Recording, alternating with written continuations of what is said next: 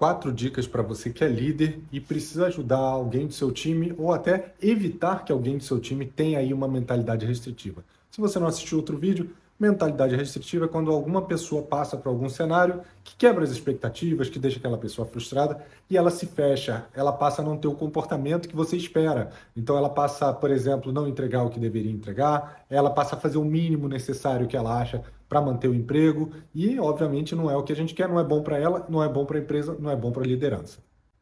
A primeira dica é crie um diálogo aberto, transparente, empático, onde essa pessoa possa vir conversar com você e ela saiba que pode colocar as frustrações, que ela pode ser ela mesma, que ela pode trazer o cenário, as suas expectativas, para que vocês possam dialogar e isso seja alinhado, evitando aí que cada um tenha uma percepção sobre um determinado cenário e que eventualmente você acabe criando aí um viés, um julgamento em relação a essa pessoa, sem saber exatamente o que acontece com ela.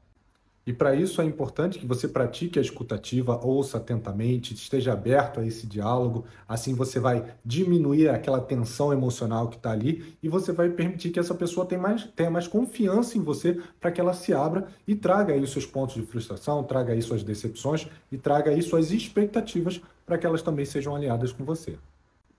O segundo ponto, a segunda dica é defina expectativas de forma clara, deixe claro para essa pessoa quais são as suas expectativas em relação ao trabalho dela e mesmo que essas expectativas mudem, é normal que ao longo do tempo as coisas mudem, a gente vive num mundo aí que a gente está em constante mudança, que a gente está constantemente tendo que ser flexível, se adaptar, então obviamente as metas, os objetivos, as atividades, as tarefas, os papéis, as responsabilidades podem mudar ao longo do tempo, mas deixe sempre claro quais são suas expectativas e quando houver alguma mudança, volte nesse diálogo, converse novamente e alinhe essas expectativas. A mesma coisa é o contrário. Ouça as expectativas dessa pessoa para que você saiba se as expectativas que a pessoa tem estão alinhadas com as suas. Obviamente, se houver aí uma dissonância, se não forem congruentes, é bem provável que em algum momento vai gerar ali alguma fricção e que vocês precisem voltar a conversar, ter um diálogo aberto para que isso não gere problemas de relacionamento ou até mesmo de entrega.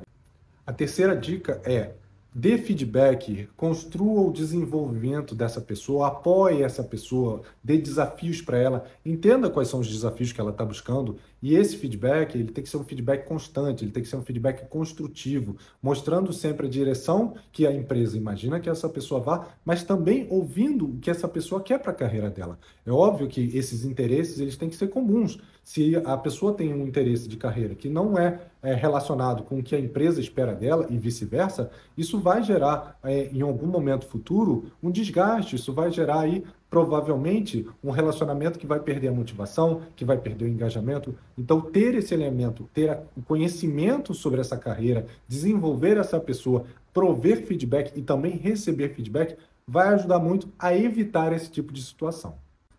E por último, modele a mentalidade de crescimento. Como a Carol Dweck fala, né? A gente tem que desenvolver como se fosse uma musculatura. E você dando exemplos de como você lida com situações que eventualmente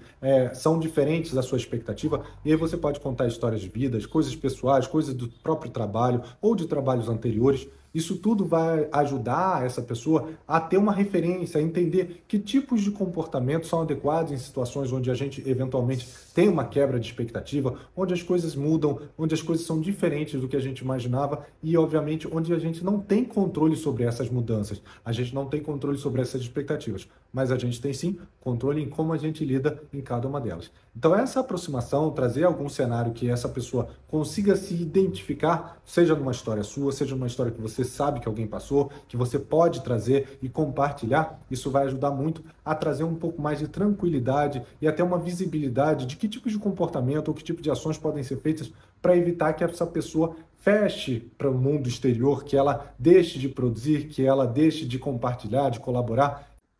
e que ela acabe sendo impactada por esse cenário de mentalidade restritiva. Um abraço, pessoal.